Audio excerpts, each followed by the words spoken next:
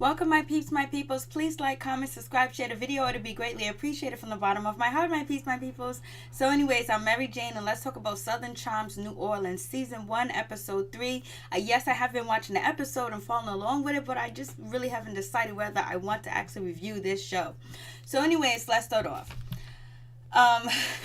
So we start off with this episode where, the women, Reagan and, Tamika, they bust in to John's party where he got the husband, where he has, Jeff, Barry, Justin, and some other ones over there chilling at his crib or whatever.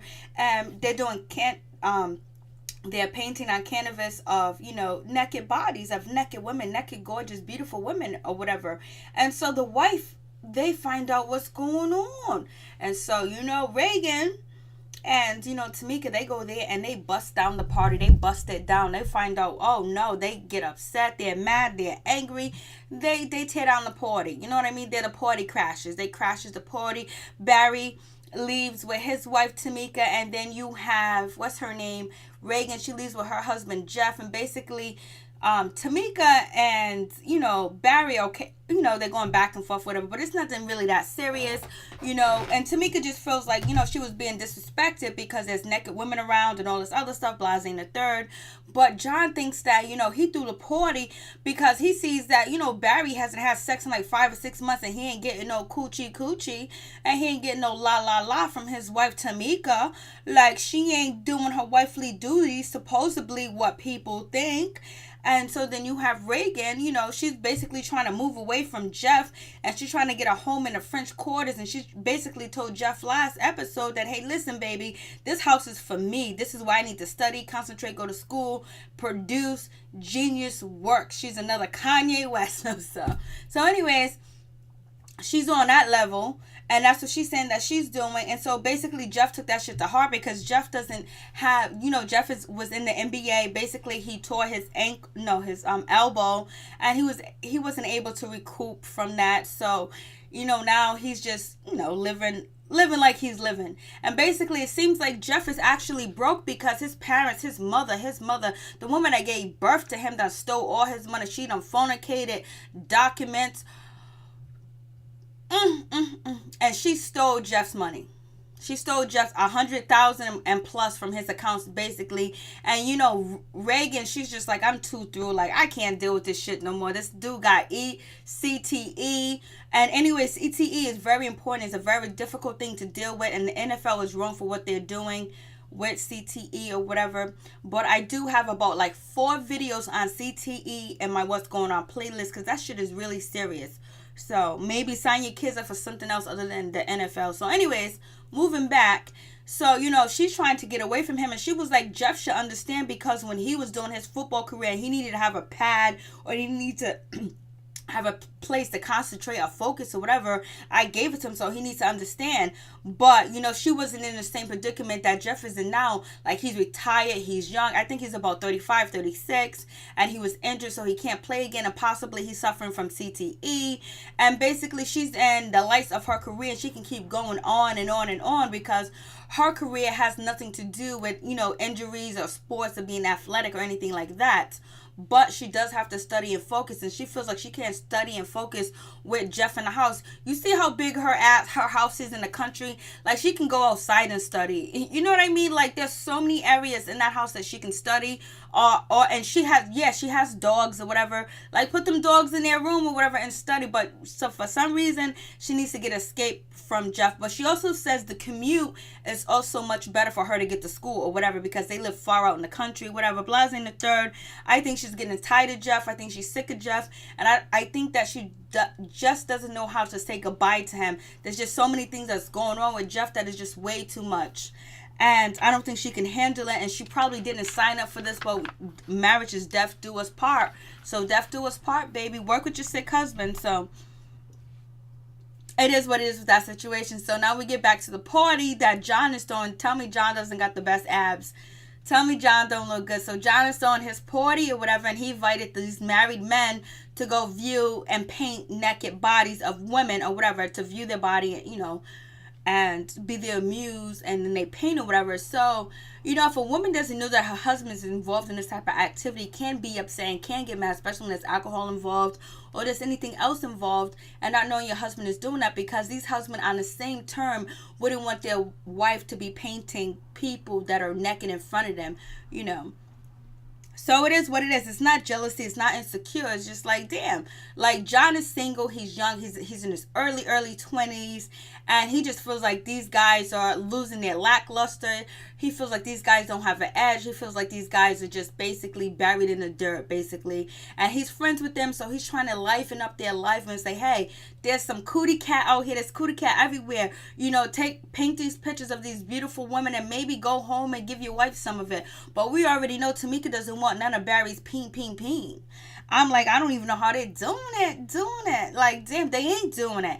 So I don't even know if, Reagan and, Jeff are actually intimate at all, because she seems like she's disgusted with Jeff. Like, she feels sorry for him, and she's like, damn, I think that now that she feels so much sorriness for him, and she feels sorry for him, that's the issue too, that, she is, I think I just called somebody by accident. I did. So anyways, so she feels like, she's more of a babysitter now, and she's blooming into like a flower, especially in her business and her career.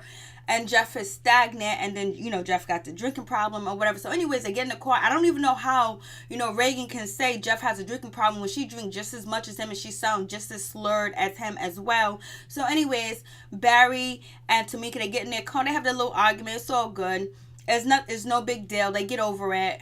But then, Reagan and her husband, Jeff, they're having a big issue. She's going at Jeff. She's telling Jeff that you're getting drunk, this and that.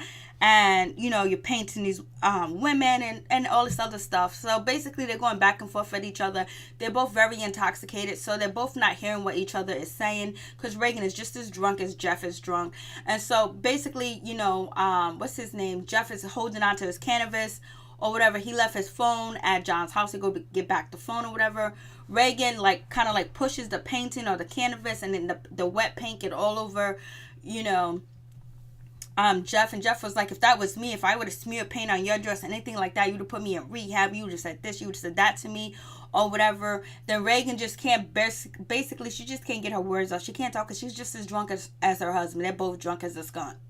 And and so then Jeff is just upset. He's just mad. He's just like, she was like, I'll fix it, baby. I'll fix your shirt. I'll fix everything tomorrow. And he was like, how are you going to fix it when you can't even iron? I was like, no, Jeff, why you go there? She's already upset with you.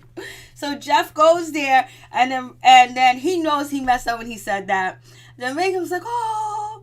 So then Jeff gets out the car, and he just starts running like Credible Hulk, like Hulk Hogan, like X-Men. He's just running. This motherfucker's running. It's not funny, but it is. They put this on TV for us to watch. So I gotta do what I gotta do. So he's just running. He's running in the bushes. He's running in the forest. He's trying to escape from some war, some crisis. He's trying to escape from Reagan. He just had it up to here. He don't know what else to do. But the reason why I believe Jeff is really upset and why Jeff is really mad is because Reagan is getting a house in the French quarters, and she doesn't want him to stay there. And she wants that to be her own personal space. So he feels like, their marriage is kind of like coming to an end when she moves away from him like that. Even though, Reagan said that Jeff did this at one point in time when he was training. But she's choosing to do this when they have enough space at that big-ass mansion they have in the country. So it is what it is. Jeff is running. So Reagan, she calls, Tamika. I don't know what her name is, Tamika. And she calls Barry. Barry and Tamika, they show up. Barry was like, yo, he's on private property and all this other bullshit. Like, I ain't trying to get shot and killed, because down here in the South, they shoot you first and ask questions later. Barry is not confused. He's not confused about wealth or money. He knows that he's a black man and he can get shot down. But he doesn't want to leave Jeff on the side of the road. And they're hoping that producers and the film people got lighting everywhere to let them know that, hey, listen, I'm filming for a TV show. Don't shoot me. So Jeff is running in this construction site. He's just running. He don't know where the hell he's going. He's lost. So he's lost. He doesn't know where he's going. And it's sad because he's hurt. And they blaming it on his alcoholism, whatever, and his CTE. But I think he's hurt that he realized he's losing Reagan. And Reagan wants to be at the French Quarter apartment, whatever. So anyways, so Reagan and Tamika, they bounce, they go home. So Barry was able to get Jeff out of the construction site or whatever, and they get in the car, and then he was like, take me to the French Quarters, because that's where he wants to be, because he knows that's where Reagan's going, that's where Reagan's going to be, that's where she's going to spend most of her time at. So to me, it solidifies that he's really upset that she's going to the French Quarter, and she's leaving him out of it. Like, there's something that is hers alone, and it's nothing that's related to him or their marriage, and he feels like he's losing her. So it is what it is. So I just thought that whole shit was funny. Like, I was laughing through the whole scene. I know I'm wrong for it, but that dude, he was running. He was like, I can get home. Barry was like, it's 70 miles away. And Jeff was like, I know my way home. I can find my way. Jeff was not going to find his way home at all, period. I don't care. He wasn't going to find his way home. Jeff is just running to the woods. But I'm convinced if Jeff was a black man, he might have got shot. He might have got shot if there wasn't cameras and shit around. You know what I mean? But so it is what it is. So, Barry was like, yeah, I don't know what's going on, but this is some bullshit with Jeff. Like, Jeff is losing it. So, Jeff has a conversation with, with Barry, basically, talk about it. And Jeff admits that he needs help. He wants help. He believes he probably suffers from CTE, but also Barry doesn't want to feel like he's a retard or he is, as disabled, because I guess the go-to argument when Reagan is having an argument with Jeff, she calls him, like he's disabled and all this other stuff, and then it makes it seem like he's even more disabled, that his parents was able to steal $100,000 from him, right under his nose. So Reagan got to be disappointed too as well, because this big strong football player and had everything under the palm of his hands is getting taken advantage of, and he's having episodes. But she drinks just as much as he does. Is she gonna stop drinking? Because she showed up to her event, toasted. So it is what it is with that situation. So I'm like, damn, I feel bad for Jeff, because Jeff seems like he's a good guy, and Jeff seems like he really does love Reagan, but it seems like he took a down. He spiraled down after his career, but he supports Reagan. He helps her with all her adventures, her selling clothes, putting everything together where she doesn't have to pay anybody, and no one's stealing from her or taking her money or, messing up the events. It seems like, Jeff is there. Like, he's really spot on with detail. Justin also agrees.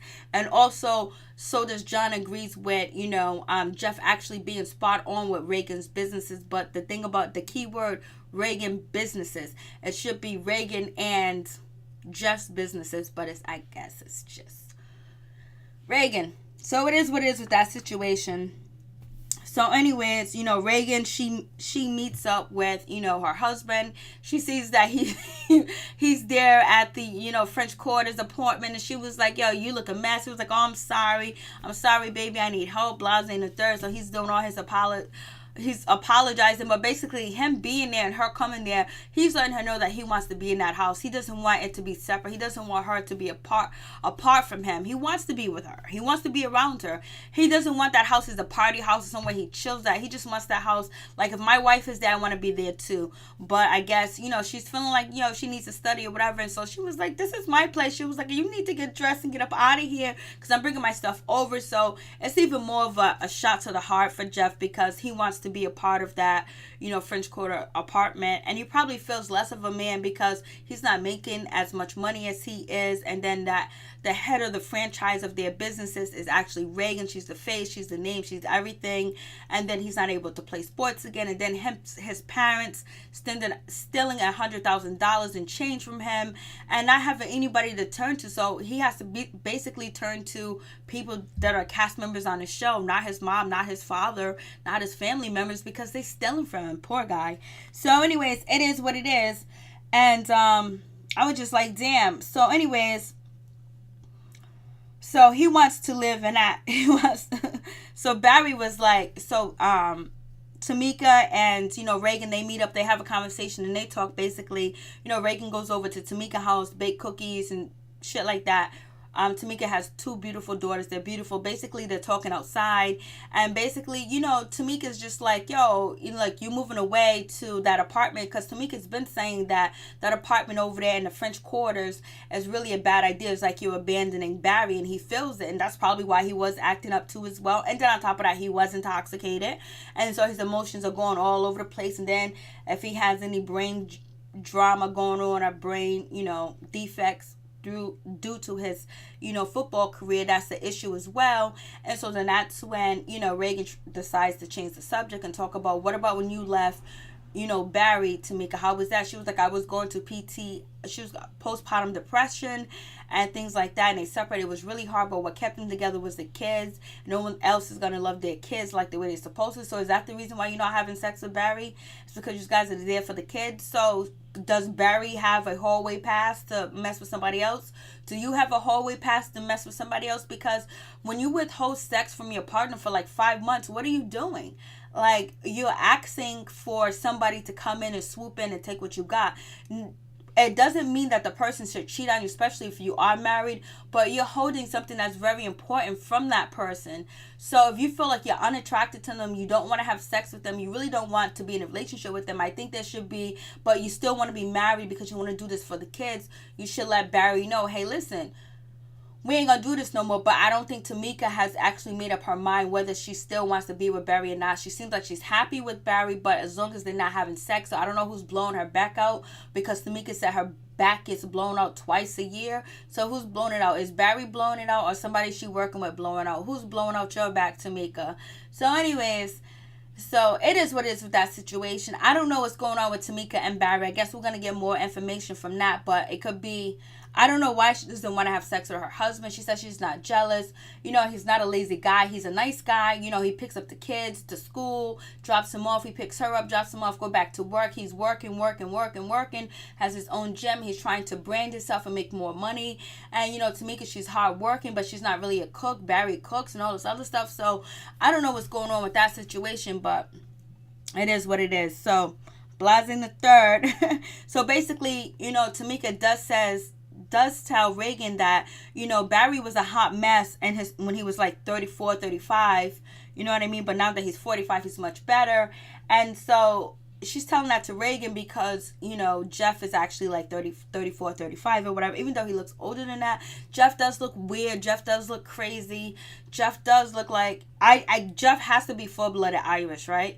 But Jeff just looked like he's a little off. And if he's Irish, alcohol is in his system. He's born with it. I don't want to say that about all Irish people, but most of the Irish people that I do know, they do like to drink. They do have a good time drinking, and I don't consider them alcoholics. I don't consider Barry an alcoholic. I just consider him in a depressed stage of life right now because he feels like he's not valuable to anybody. He's not valuable to himself. He's not valuable to Reagan, and he's not valuable to his parents other than stealing his damn money. So it is what it is. So anyways, moving on from that, you know, so Barry, he meets up with Gia, whatever. She has a crush on Barry. She wants to do business with him. So basically Gia, and I don't know her name, Gianna or whatever, she has an issue with, you know, Tamika. Her and Tamika know each other for a long time, but they're really not friends, but they there. It is what it is with that situation. And so we find out that Justin tells his girlfriend, that they're gonna have to move into their parents' house for a little while until they get the renovation done. She's not sure she actually wants to move in with his parents because, you know, they're gonna save money, but actually living with Justin's parents might not be a good thing for him. I mean, good thing for her, you know. It's good for him because they save money, whatever, but, you know, I don't know if she's paying any bills. Like, if she's adding on to the income, then they can rent somewhere to stay, but it's probably cheaper to stay with their parents. But, you know, and they haven't been dating for a year for her to be staying with the parents. Either her staying with the parents is going to make the relationship much stronger, or it's going to break the relationship and make it much weaker. So it is what it is. And so we have, you know, Reagan, she's throwing a little party with her suits and things like that. Suits and, you know, jewelry and all that other stuff. So we have John, we have, you know, Justin, and we have Justin. I just remember who Keely is. It's Keely from New York from I Love New York. Keely's from I Love New York. He looks mad different. He's talking about suing somebody, and so John is hanging with Keely from I Love New York. Oh my God, we haven't seen this dude on TV for years. I just remember who he was. I knew he looked familiar, but that's Keely from I Love New York. Oh shit, Keely from I Love New York and I Love Money. Keely, he had the ponytail or whatever. He was much built back then, but he ain't today. And he's calling women insecure. Come on, Keely. You got whatever, Keely. So anyways, I was like, oh shit, Keely from I Love New York. I just remember who the hell he was. So anyways, you get to see a blast from the fucking past. So that's what it is. So anyways, you know, Tamika, she's doing her thing. She calls, you know, Justin. Oh, she's talking to Justin, basically. Talking about Justin and his girlfriend. You know, like, you know, is she the one? Do you love her? Do you want to be with her? Do you want to marry her? Do you want to have children with her? Do you want to do this? Do you want to do that with her? Basically, asking him all the hot questions that his mama would ask him, his daddy would ask him, because he's a mama boy and he's going to be moving back home. And so then the girlfriend, she comes, she hears the conversation, and Kinsley, she feels a certain type of way about it. She feels like, damn, like, but, you know, it's good, like, if you don't get upset, like, you're extracting information from your partner, information you haven't got from your partner, but it's actually not Tamika's place to do that. It would be better if Tamika was actually Kinsley friend or whatever, so it would have been different. But it seems like she's coming from not like a good place, but she's coming from a place that is actually going to help out Kinsley to find out, like, does this dude want to marry you, or he wants to continue to play house with you? What do you want to do? And and Justin couldn't say what Kinsley really wants. Yes, of course, Kinsley wants to get married. She wants to have kids, and she wants to be Justin's wife and have his babies. But Justin is not there where he realized that Kinsley is going to be the one for him, or whatever, but he's been shacking up with her from this long, and they're playing house, and they gonna move into his mother house, so he might as well put a ring on it, right? But it is what it is. So, you know, Tamika's trying to make sure they don't waste no time, but it's really not her place. It's not the place of business to do this, to do this as well at. So, you know, Justin's just like, damn, I feel like I'm embarrassed. You can't tell Tamika not, because she thinks she has the right to do all that other shit. But Tamika is drunk, because, you know, they stay drunk just like the rest of the Southern Charm franchise. So anyways, then you move on, and then we have Reagan. She answers the picture, and Reagan was like, what is going on? So Reagan's trying to break this shit up. Reagan was like, oh no, Tamika, you're not going to start this. You're not going to make her feel uncomfortable, this and that. Let's dead this conversation. You're making my guests feel comfortable, and the third. So Reagan was like, yo, you my girl, we peoples, you help me out. But at the same token, you can't be here disrespecting people and coming at them and making them feel uncomfortable, because this is not what this is about, baby. So we get to the New Orleans themes, the dance, and we get the feathers and all that of the orange feathers, and, you know, the black vest with the stripes, the lines going through. My God, it was so beautiful. The black on white leather vest, beautiful. So everything was going cool or whatever. And so we get John. He confronts, you know, Tamika about her being insecure about the party, whatever. But John was wrong by taking married men to a party where there's a bunch of single women ready to get down and dirty and have an affair with one of these guys and blackmail them and be on one of these websites. We already seen it from Married to Madison and every other TV show. Kurt and Rashida, which will be coming on later tonight. So anyways, he calls Tamika insecure. Tamika was like, I'm not insecure. You don't have my, like, I'm telling you right now, I would not be happy if my boyfriend, my husband, was in a room painting a bunch of women at his friend's house that were naked, and then drinking and whatever they're doing, and these women are ready and able because they know the guys in the room got cheddar, got money. And then on top of that, the guys on this show actually look good. The guys on this show are actually very attractive. You know, even Justin's attractive. John's attractive. Barry's attractive. Jeff is attractive to a whole different type. Because Jeff just looked like Predator, scary movie. He's going to come out the closet and be like this. He's going to be like, but Jeff is not an ugly guy, and he's a humble guy. That's what I do like about Jeff, that he is a humble guy, but he just looked like, with the red hair. He looks like Chucky's father. So anyways, but I think he's a nice guy, whatever. So anyways, then Keely from I Love New York, I Love Money jumps in, was like, you know what, insecure. So they stopped the argument, and then Keely says, insecure. And so then that's when she was like, "What are you talking about?" And she was like, "Yo, you sound like a parrot. You keep repeating yourself." He was like, "Well, at least I don't look like one, Keely. You can't talk about nobody looks because you haven't changed over the time. You didn't look good back then, and you don't look good now. I'm sorry to say. I hate to talk about people's looks, but it is what it is. And she does look better than you, and her husband looks better than you too as well." And John looks better than you as well. But I did like Keely on I Love New York, and I did like him on I Love Money. So it is what it is. So, anyways, and his attitude, like, I think Keely did that just to show himself and make a scene and be a part of the episode. I don't think he really meant that. I don't think he knows her at all, but he just did that to make a, like, it's been like, what, 10, 15 years since we've seen Keely. So he's making his splash or whatever. And so that's when Barry's ready to, with them dukes ready to fight and get it on. But basically Keely's talking about, "I'll sue you, I have everything you own." Remember when Keely was like he was rich, he was a millionaire and all this other stuff, he got all this money. But anyways, now he's talking about suing John and John. I mean suing suing, what's his name, Barry, suing Barry. "I took you for your money, homeboy." And so Barry was like, "Yo, you ain't even a man. You talking about suing? I just want to get them dupes. I just want to go head out with you. Keely, you big." He was like, "Yo, you disrespecting my wife." So it's nice to see that even though Barry's not getting whatever he's getting, he still respect, Tamika. I think that's her name. And he's respecting her so much where he's fighting for her honor. He's not gonna let this punk that's trying. I'm calling him a punk, but I do like Keely. But he's really just trying to get his shine. It's a good episode. It's a good scene for everybody because it gives you a little bit of drama. But we know there's not gonna be no fighting. Barry wasn't gonna fight. At least I don't think Barry was gonna fight him because he ain't trying to lose his money. And Keely wasn't trying to fight, period. So it is what it is. So anyways, tell me what you think about the episode. Tell me what you think about the show. And are you watching this show? I don't know if I'm going to continue to review it, but I am watching this show. Peace. I'm out. One love.